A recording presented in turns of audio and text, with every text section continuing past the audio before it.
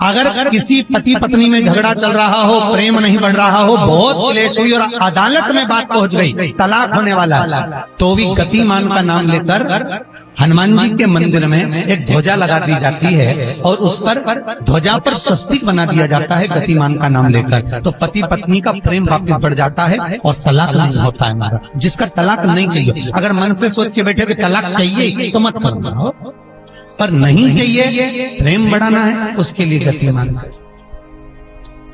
अगर कोई व्यापार व्यवसाय या कोई गाड़ी या कोई फैक्ट्री, जो लोहे का काम करने वाले हैं, जिनकी फैक्ट्रियां चल रही हो, वाहन का कोई गाड़ी लाके एक्सीडेंट हो जाता है, कोई पकड़ लेता है, कोई चक्कर आ जाता है, कुछ ना कुछ प्रॉब्लम, अगर लोहे से जुड़ी हुई फैक्ट्री हो, व्यापार हो, व्यवसाय हो, गाड़ी हो, घोड़ा हो, उसमें तकलीफ आ रही हो, तो किसी भी 14 के दिन, किसी भी 14 के दिन, चाहे पूर्णिमा की हो चाहे अमावस्या की, हनुमान जी महाराज के उल्टे पांव का सिंदूर लाकर गाड़ी पर या फैक्ट्री पर स्वस्तिक बना दिया जाए और गतिमान का नाम लेकर बनाया जाए, तो उस फैक्ट्री में कभी तकलीफ नहीं आ सकती, उसमें उन्नति ही बढ़ेगी। हनुमान जी के भाई गतिमान का स्मरण कर,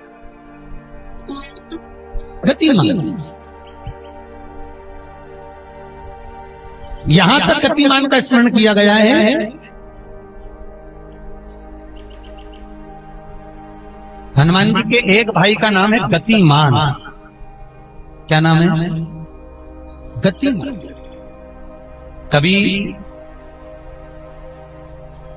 स्कंद पुराण अगर पढ़े तो रामेश्वर में, रामेश्वर धाम की स्थापना में हनुमान जी का वर्णन पूरा है। कभी मौका लगे तो आप श्रवण करना स्कंद, तो उसमें हनुमान जी के भाई गतिमान का व्याख्यान लिखा हुआ।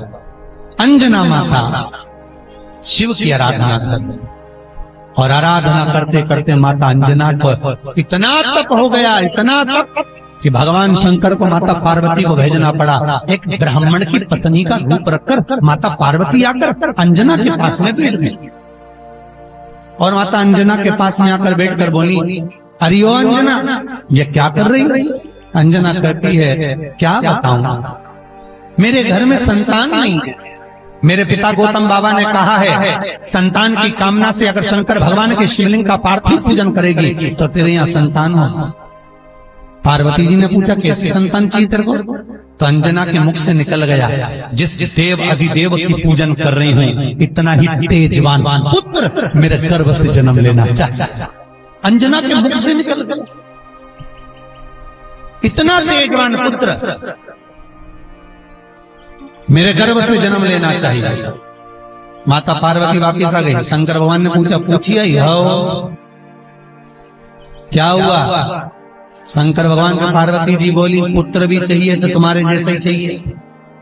शंकर भगवान बोले, मेरे जैसे शिव का तेज पुंज स्वरूप मां अंजना अपने गर्भ में धारण करे, ये हो नहीं सकता, बड़ा कठिन है, बड़ा कठिन, ये होना बहुत मुश्किल है।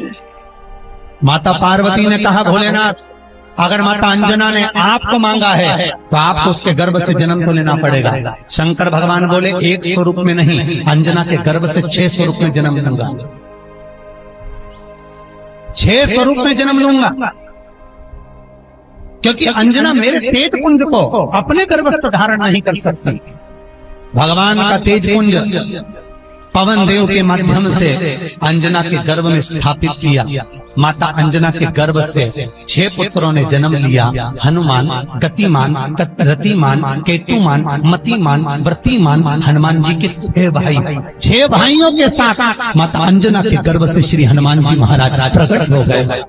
श्री हनुमान सुंदर कांड का पाठ घर में करवा रहे हैं, और पंडित जी को फोन लगा कर कह रहे हैं, सबको मजा आना चाहिए। अब तुम पाठ करा रहे हो कि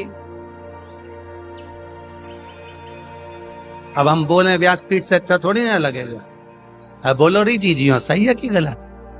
और जीजा हूं तुम भी बोलो रे, सही है कि गलत है? अब ऐसी बात हम कहें अच्छा लगे? सुंदर कांड का पाठ करा रहे हैं, और पंडित जी को फोन लगा के कह रहे हैं सबको मजा आना चाहिए महाराज, हम तो बहुत सारे सुंदरकांड करने वाले थे, परंतु हमने तुम्हारा सुना था कि तुम सुंदरकांड में बहुत मजा ला देते हो, इसलिए हम तुमसे करा रहे हैं, इसीलिए तुमसे करा रहे हैं। अब सुंदर कांड का पाठ मेरे हनुमान जी की कथा, मेरे हनुमान जी का चरित्र मजा लेने के लिए नहीं है, मोक्ष लेने के लिए है। जितने लोग सुंदरकांड में आकर बैठते हैं उन्हें चौपाई से कोई मतलब नहीं होता, उन्हें तो बस महाराज ने भजन गाया और इन्होंने नाचना प्रारंभ करा। जिस सुंदरकांड में लोग ज्यादा नाच लें समझ लो वो सुंदरकांड सफल हो गया।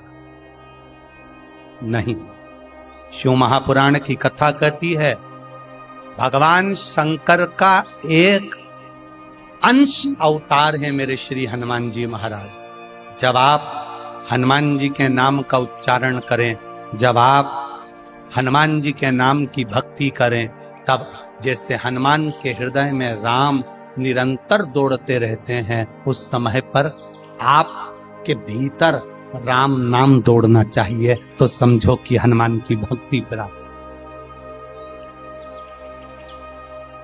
तो समझो कि हनुमान जी की भक्ति प्राप्त।